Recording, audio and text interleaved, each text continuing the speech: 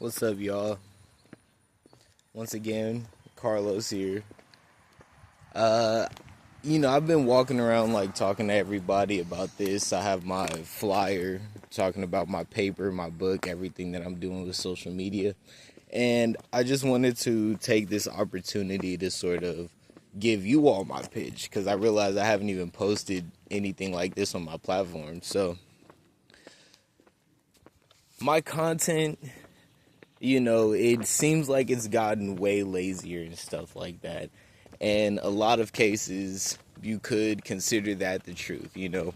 Life has been kicking my ass, had the ups and downs. I haven't always had the time to just sit in front of a computer, stream, or edit a video talking about all the stuff that I want to talk to. So let me explain to you guys my approach.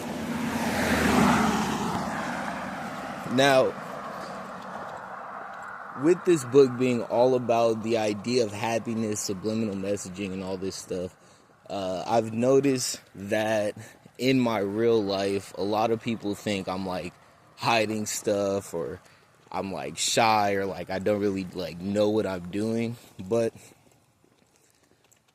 at the end of the day, it's all supposed to be something to challenge your way of thinking, help develop your critical thinking skills and all that stuff. And it's also a way that I can make content that interests me without blowing my best ideas for whenever I have an established audience and stuff, which is sort of why I've taken the whole approach of just something to have on in the background, something to fall asleep to up until I have the time, energy, and space to actually put together something cohesive for y'all. And the reason why I say like all of it is content and stuff like this is because subliminal messaging forms your thoughts, your actions in a ways that a lot of people don't immediately recognize, and this is sort of where we get all these like disagreements about politics wise, oh, you're like a Republican, but you're like cool with weed or whatever the fuck, stuff like that. Oh, you're a liberal or something, but you're like super pro gun or whatever the fuck.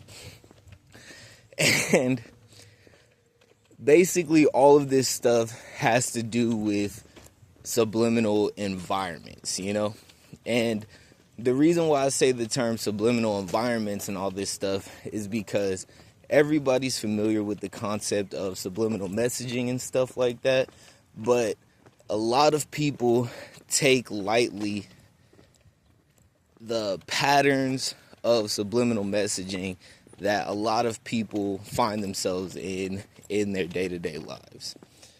So the reason why I started explaining all of this stuff with tarot is because tarot is the art of storytelling. I say all the time, before we had characters in media, we had myths and heroes and stuff of legend. Before we had all that, we had animals. Before we had all that, we had the elements. And the elements are the building blocks of a lot of different spiritual systems. And so it makes the most sense to have the introductory be like focus on tarot, because it sort of branches out and spills into a lot of other spiritual practices that we see, like numerology, numbers on the cards, stuff like that, life paths, all of this stuff. Because at the end of the day, tarot gets a rap for being for fortune telling or telling your future and all that stuff. But the way that I use it and the way that I feel like it's supposed to be used is the way to map your subconscious. Force your brain to think about situations in ways that you wouldn't normally think about it on your own, Same concept as journaling, same concept as venting to a therapist, but it's more personalized. Also, let me say that this is not a replacement for therapy. I feel like everybody needs therapy, no matter what, no matter how healthy you think you are, because humans as social creatures need those other perspectives. And, you know, when it comes to like tarot and stuff like that, no matter how many ways you think about a problem, it's still going to be your brain thinking about it, if that makes sense. But using tarot sort of as a base, this is where we go into all the other content that we are consuming, like, you know, advertisements, media, stuff like that, and sort of reverse engineering identities based off of all the content that people are consuming.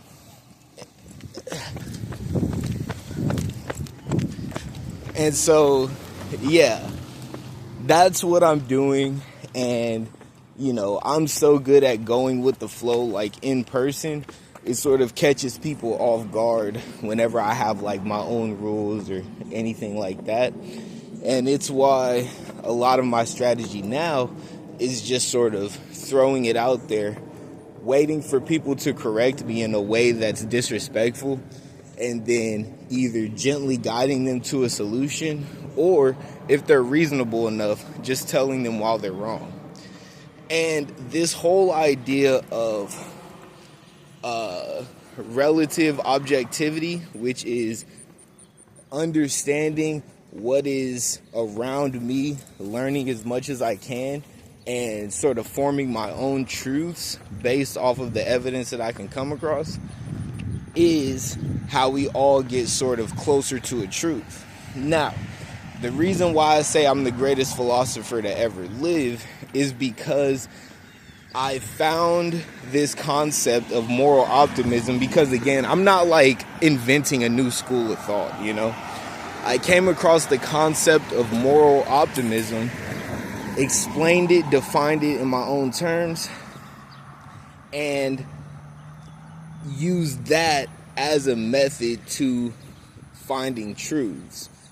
And the big loophole in philosophy and all this stuff is that using all this like super dense language and super complicated concepts, we have gotten further away from the idea of what good is, you know? Like, cynicism, nihilism has made it easier to lose hope and fall into all these like rabbit holes of despair, and in turn it motivates people to act more selfishly. So in a nutshell, that's sort of what I'm doing with all this. And yeah.